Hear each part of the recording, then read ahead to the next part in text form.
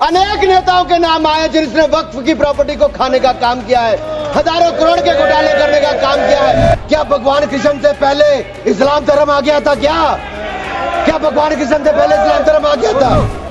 वक्फ की आय जो 12,000 करोड़ रुपया साल होनी चाहिए थी, आज 1 करोड़ 30 लाख रुपया रह गई है।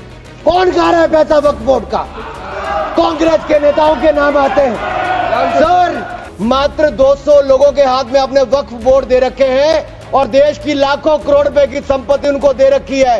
क्या उनसे छुटकारा दिलाना चाहिए कि नहीं दिलाना चाहिए? क्या आम मुस्लिम को उसका लाभ मिलना चाहिए कि नहीं मिलना चाहिए? क्या मुस्लिम महिलाओं को, बच्चों को लाभ मिलना चाहिए कि नहीं मिलना चाहिए? सैकड़ों एकड़ जमीन खा गए वहां पे बैठ के आप लोग। जीरो अकाउंटेबिलिटी है वक्फ बोर्ड की, जीरो अकाउंटेबिलिटी। अगर मुसलमानों को पक्के मकान, पीने का पानी, अच्छी शिक्षा, भोजन, ये सब किसी ने दिया है तो नरेंद्र मोदी जी की सरकार ने। लेकिन वहां पे भी वक्फ का कहर जारी है सर।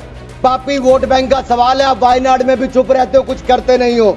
आपको तय करना संविधान के साथ रहना है कि वक्फ के साथ रहना है। ये हिंदुस्तान है, पाकिस्तान या तालिबान नहीं। यहां बाबा साहब का संविधान चलेगा, काबिले का फरमान नहीं। ना कोई ऑडिट, ना कोई निरीक्षण, बस भूमि अधिग्रहण की बात। शहर दर शहर, गली दर गली, इस पर एक तरह से कब्जे के बाद दूसरा कब्जा करने का काम किया गया। यह धर्मनिरपेक्षता नहीं थी, ये एक नरम विभाजन की ओर ले जाने का काम था, एक नरम विभाजन की ओर ले जाने का काम था। ये विधायक कांग्रेस की तुष्टिकरण की राजनीति का अंतिम संस्कार करने वाला है, मैं विश्वास दिलाना चाहता हूं। इन्होंने इससे पहले भी, पंडित जवाहरलाल नेहरू जी ने पहले तो देश के विभाजन करने में अपना वो काम किया। उसके बाद धारा 370-35 से देकर ऐसे जख्म दिए कि हजारों लोगों की मृत्यु हो गई। वक्फ संपत्ति रजिस्टर हो, पंजीकृत हो, उसके आंकड़े होने चाहिए और हर झगड़ा कानून के अंतर्गत हल हो, किसी डर और भय के अंतर्गत ना हो। आपको इस बात का क्यों डर है?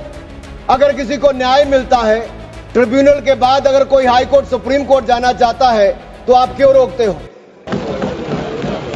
माननीय सदस्य Shri Anurag Thakur ji.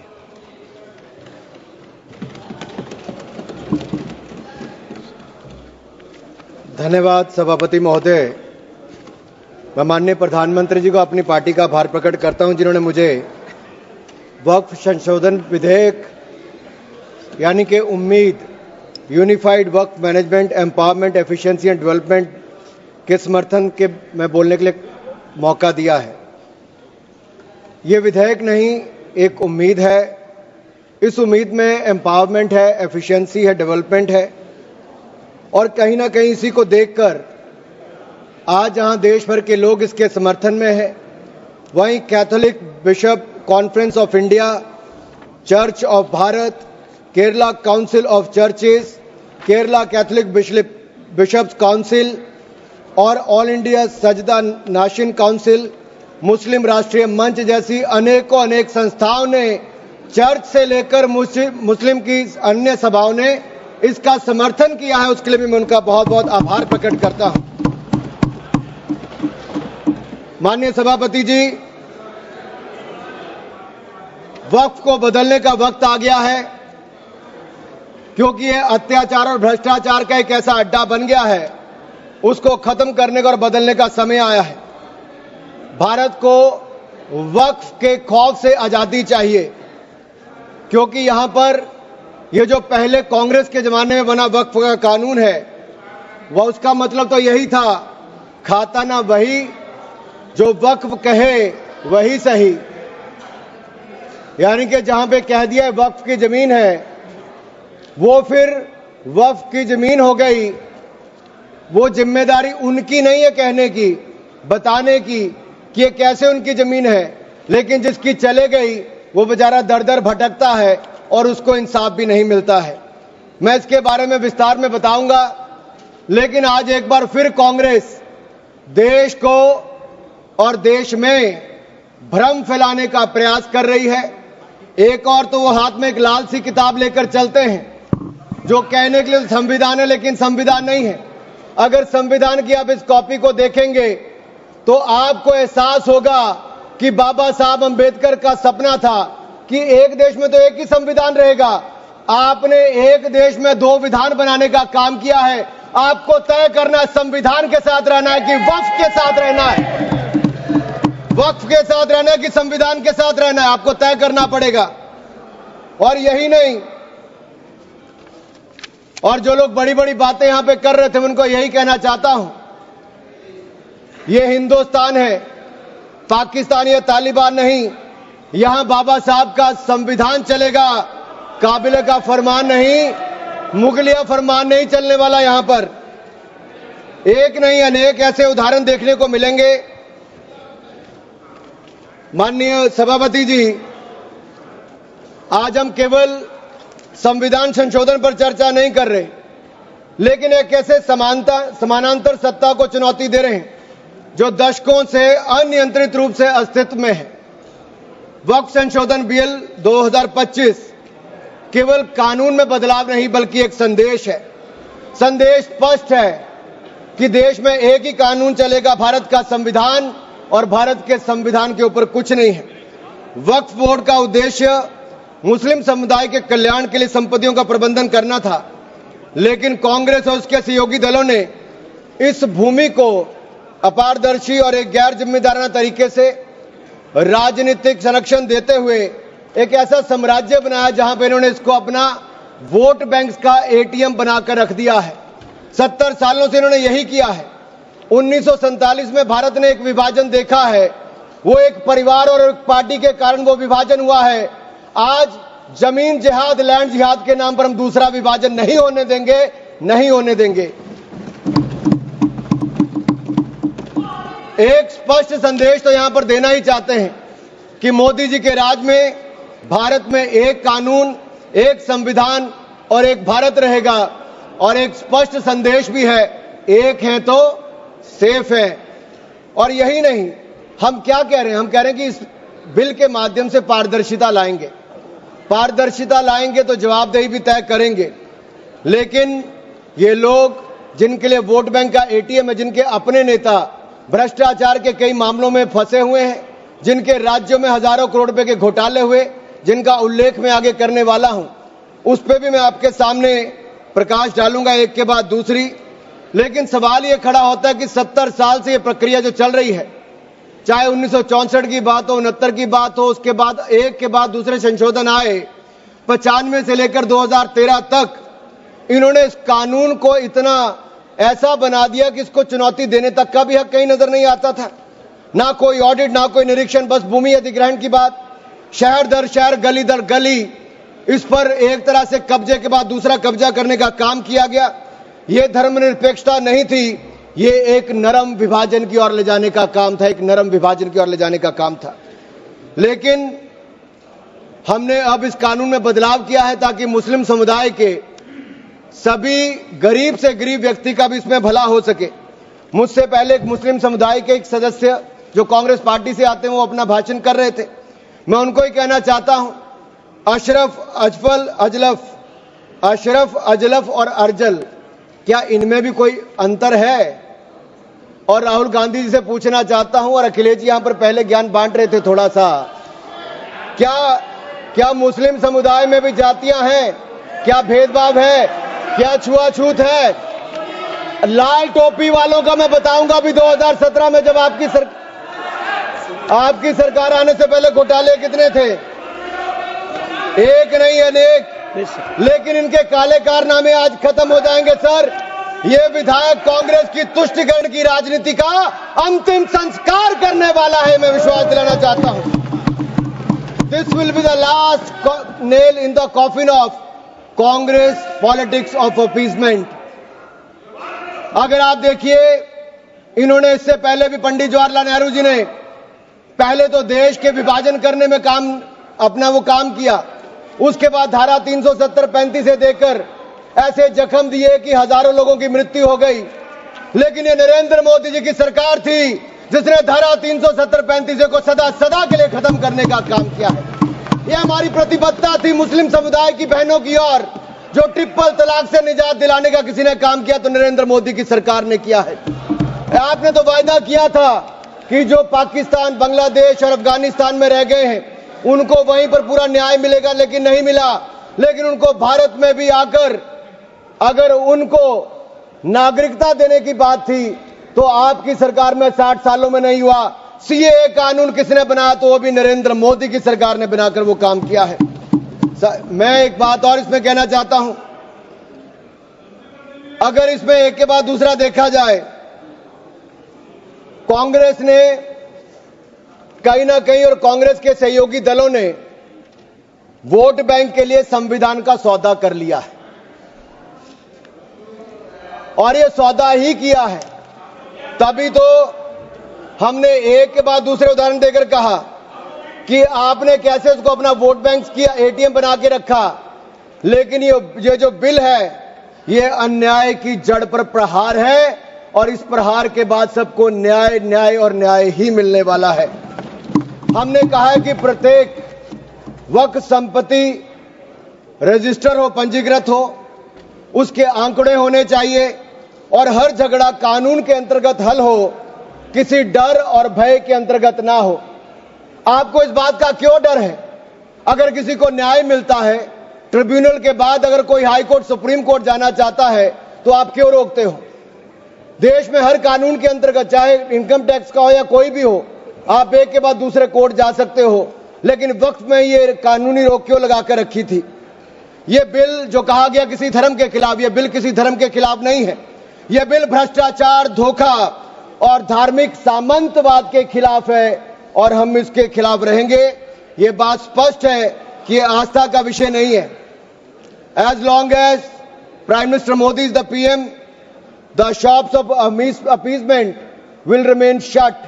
This bill is not about Hindu versus Muslim. This is law versus lawlessness, Constitution versus corruption, Bharat versus internal partition.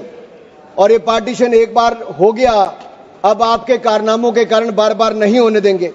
Sir, मैं एक अंतर्राष्ट्रीय स्तर पे क्या परिस्थितियां वो थोड़ा बताना चाहता हूं। टर्की में 1923 के बाद 1924 में मिनिस्ट्री ऑफ वक्फ इसको एबॉलिश कर दिया गया और वहां पे जनरल डायरेक्टरेट ऑफ फाउंडेशन बना जो रेस्टोरेशन, मेंटेनेंस और यूटिलाइजेशन वक्फ प्रॉपर्टीज का करता है और ये इसके बाद इसको लोगों की भलाई के काम के लिए पैसा लगाता है। कुवैत में भी ministry of Waqf and Islamic affairs है, ये एसेट, मस्जिद, स्कूल, अस्पताल, इनका सबका देखरेख करता है और मॉडर्नाइजेशन के माध्यम से, टेक्नोलॉजी के माध्यम से इसका फायदा उठाते डिजिटलाइजेशन किया है। लेबनान में मिनिस्ट्री ऑफ एंडाउमेंट्स और इस्लामिक अफेयर्स है जो इसकी मैनेजमेंट और यूटिलाइजेशन को सारे को देखती है और चैरिटेबल और कम्युनिटी के काम को देखती है। सीरिया में भी मिनिस्ट्री ऑफ वक्फ है जहां पर एप्रोप्रिएट यूज हो, रेवेन्यू हो, चैरिटेबल पर्पस हो, उसके लिए काम किया जाता है।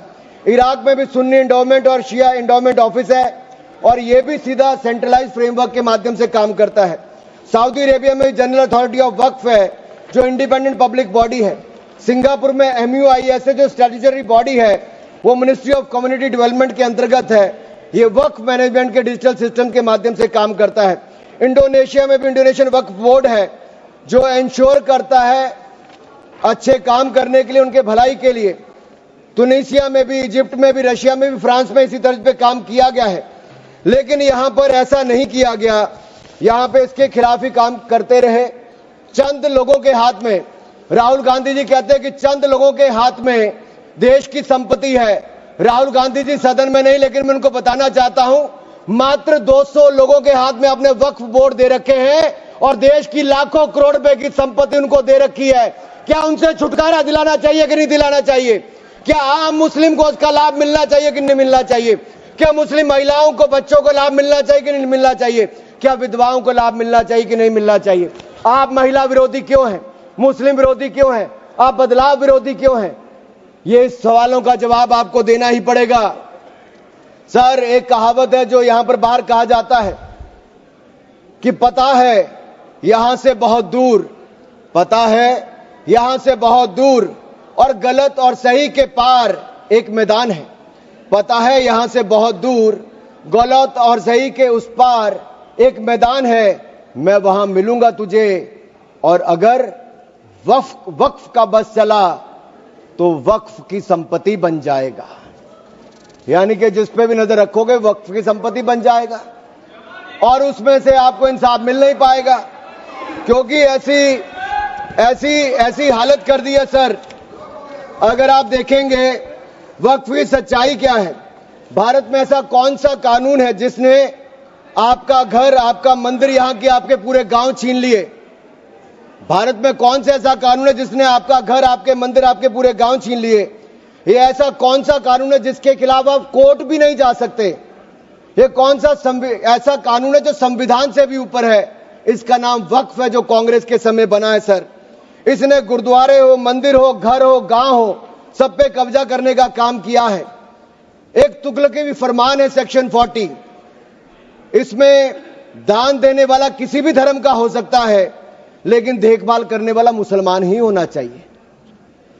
ये मंदिर में तो ऐसा नहीं है।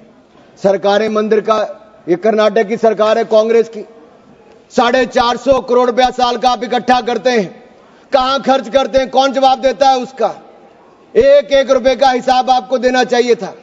क्या किसी मस्जिद का पैसा आपने लिया? क्या किसी वक्फ बोर्ड का पैसा आपने लिया? लेकिन कर्नाटक में जो घोटाले हुए सर, उसमें इनके राष्ट्रीय अध्यक्ष मल्लिकार्जुन खड़गे जी का नाम भी आता है। जहां पर क्या हुआ सर? यही नहीं, बैठ जाओ,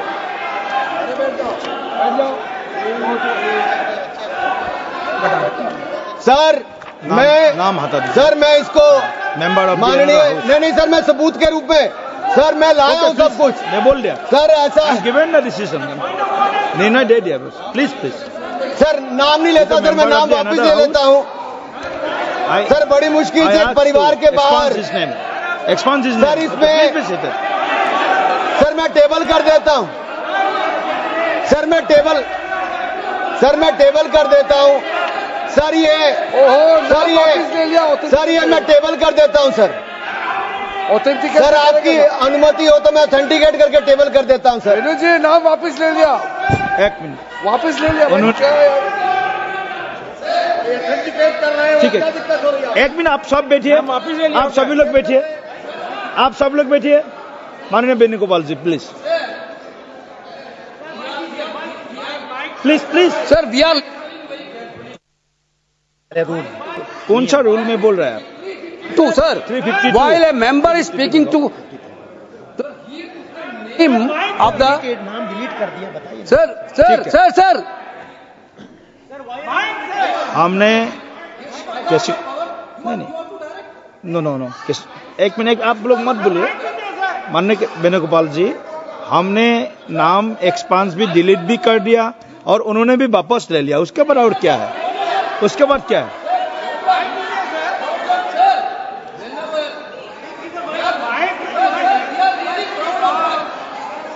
माइक दीजिए, माइक नाम बुलाइए ना। एक मिनट वेणुगोपाल जी बोलिए, आप वेणुगोपाल जी बोलिए please be sit there, all members please sit there. Sir, while he is speaking, he is totally misled the house. Not only misleading the house, he took the name of honorable leader of opposition of Rajya Sabha here in a very bad way. We are really proud, sir. We are really proud of that. We are having a Congress president who came from the grassroots level of this country. Okay. With so much power. He didn't like Mallikarjuna Kharge ji because he is leading by his casteism. Okay, thank you please continue sir. आज माननीय सभापति जी, आखिरकार कांग्रेस ने अपनी जातिवादी सोच को सामने ले ही आए। ये कभी जाति के नाम पे, कभी क्षेत्र के नाम पे, कभी धर्म के नाम पर बांटने का काम करते हैं। मैंने किसी जात का नाम नहीं लिया था, लेकिन आप जाति को लेकर आए हो। और यही नहीं सर, ये रिपोर्ट देखिए, ये विधानसभा, कर्नाटक की विधानसभा में कांग्रेस के एक नहीं अनेक नेताओं के नाम आए जिसने वक्फ की प्रॉपर्टी को खाने का काम किया है, हजारों करोड़ के घोटाले करने का काम किया है। इसीलिए आप लोग पारदर्शिता नहीं चाहते, इसीलिए आप लोग ट्रांसपेरेंसी नहीं चाहते, इसीलिए आप लोग जवाबदेही नहीं चाहते। सर, मैं इसको ऑथेंटिकेट करके रिपोर्ट को रखना चाहता हूं सर। यही नहीं, ये तुगलकी फरमान जो थे, मैं कर देता हूं सर। अगर किसी की संपत्ति जिसके ऊपर उन्होंने कब्जा कर लिया हो सर, इसको साबित करने से उनको वक्फ साबित नहीं करना सर। ये जिसकी प्रॉपर्टी है बेचारा, उसको धक्के खाने पड़ते एक से जगह दूसरी जगह के लिए सर। ये आम व्यक्ति के लिए एक अभिशाप है।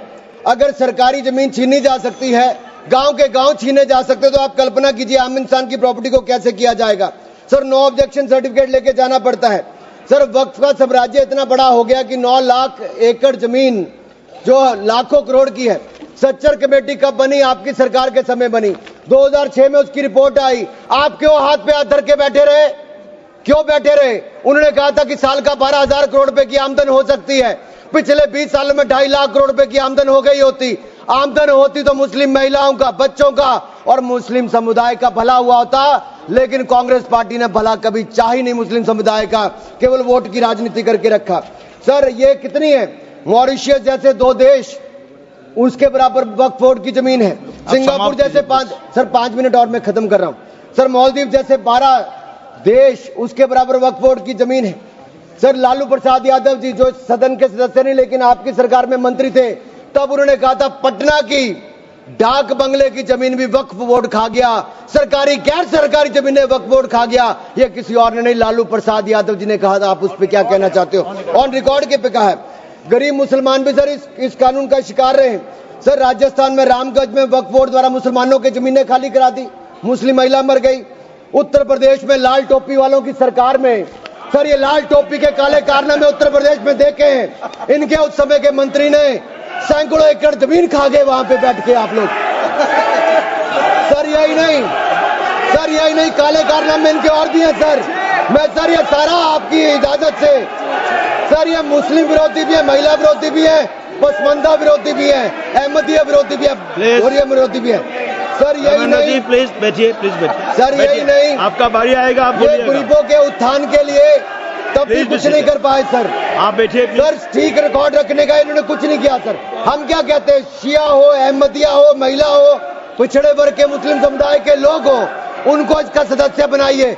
आप क्यों इसका सदस्य नहीं बनाना चाहते? आप मुस्लिम समुदाय में भी जातिवाद करते हो, उनके भी पिछड़े मुसलमानों को नहीं रखना चाहते।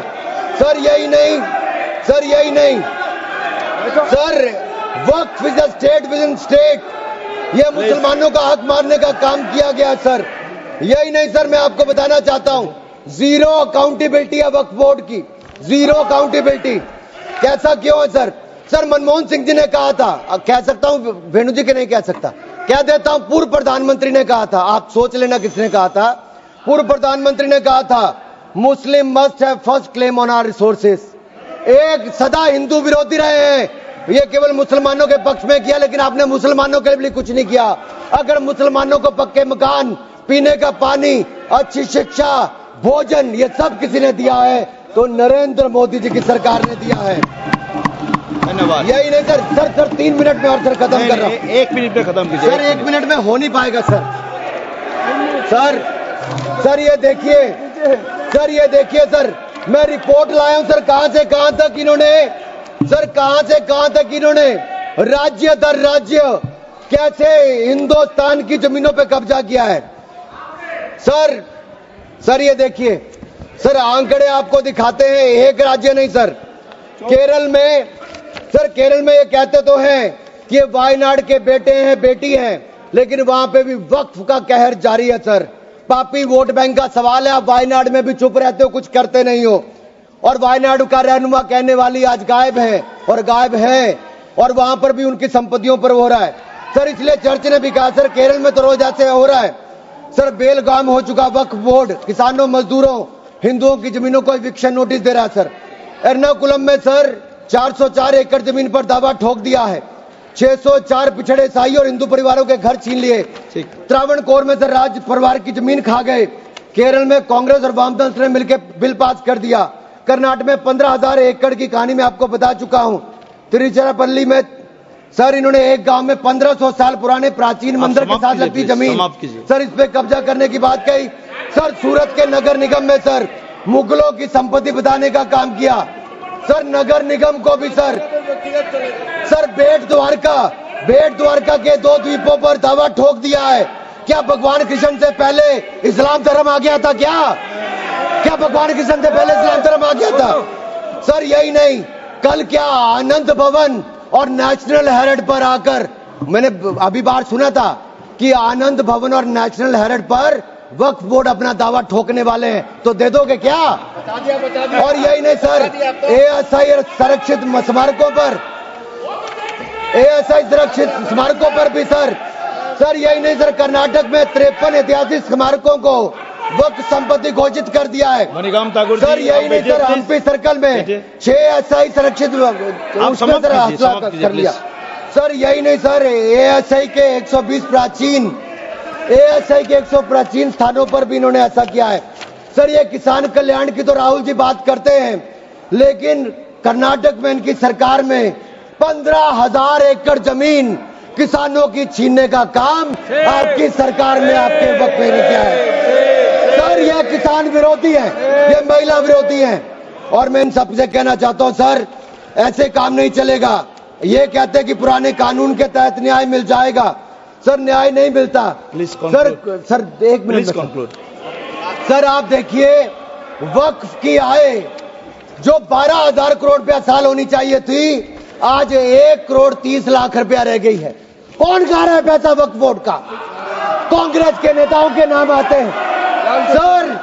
सर यही नहीं, पश्चिम बंगाल में 1100 करोड़ रुपए का, तमिलनाडु में 2000 करोड़ रुपए का, महाराष्ट्र में हजारों करोड़ रुपए के घोटाले हुए। इन सब की सरकारों में कहे गए, मैं सारे सबूत लाया हूं, सारी रिपोर्ट्स लाया हूं। आपका अनुरोध करता हूं सर कि सारे के सारे ऑथेंटिकेट करके मुझे रखने का मौका दिया जाए। ये विपक्षी दल, क्योंकि ये भ्रष्टाचार में जुड़े हुए हैं, हम वक्फ बोर्ड के भ्रष्टाचार को खत्म करना चाहते हैं। धन्यवाद सर। बस ये तेरे आखिरी लाइन है सर, ये नेशनल हेराल्ड में छपा है कि महाराष्ट्र में हजारों करोड़ रुपए का घोटाला, महाराष्ट्र में छपा नेशनल हेराल्ड में, और नेशनल हेराल्ड के घोटाले के रूप में कांग्रेस के एक नेता बेल पर है जो अपनी सेवाएं यहां पर दे रहे हैं। उसी नेशनल हेराल्ड में लिखा गया है, ये कांग्रेस पंचतंत्र का वो बंदर है जहां रोटी के बंटवारे के नाम पर ये सारी रोटियां खा जाते हैं। सर ये मंदिरों की जमीन संपत्ति के नाम, ये विशेष कानून इसके लिए क्यों नहीं है सर? ये वक्फ के लिए क्यों है सर? इनका विचार साफ नजर आता है सर। ये मंदिरों का सोना पिघलाकर ये तब तो ले जाते हैं, लेकिन भ्रष्टाचार के नाम पर जमीन पर कब्जा करने के लिए वक्फ बोर्ड बना देते हैं। सर हमारी सरकार वक्फ को पारदर्शी और जवाबदेह करना चाहती है। हमारे पास काफी वक्ताओं का लिस्ट है, सबको बोलने का मौका देना है। लास्ट 30 सेकंड में लास्ट 30 सेकंड सर। सर आपने कहा था कि कोई बीच में टोका टोकी नहीं करेगा, लेकिन इन्होंने तो एक ऐसा जमींदार खड़ा कर दिया है जो एक नहीं अनेक ऐसी हजारों करोड़ रुपए की संपत्तियां खा गए। और कर्नाटक के कुछ नेताओं के, कांग्रेस के नेताओं के नाम है सर, ले सकता हूं, जिनका रिपोर्ट में नाम आया सर, विधानसभा में रिपोर्ट आई है सर। सिटिंग विधायक है, पूर्व विधायक, पूर्व मंत्री, राज्यसभा के प्रतिपक्ष के नेता हैं। ये वक्फ की प्रॉपर्टियों पे कब्जा करने वाले, पैसा खाने वाले हैं। और यहां तक कि एक 5 स्टार होटल का भी सुलह कराने के लिए इन्होंने कही। सर मैं इतना ही कहना चाहता हूं, ये बिल मुस्लिमों के जीवन में एक बड़ा बदलाव लाएगा। हर वर्ष हजारों करोड़ कमाने का प्रावधान करके दिखाएगा। अच्छी शिक्षा, अच्छी सुविधाएं, अच्छे मकान, अच्छा इलाज और अच्छा भविष्य देने का काम ये नरेंद्र मोदी की सरकार में वक्फ बोर्ड का संशोधन बिल उम्मीद के माध्यम से एक नई उम्मीद बांध कर दिखाएगा, नई उम्मीद बांध कर दिखाएगा। बहुत बहुत धन्यवाद। माननीय सदस्य।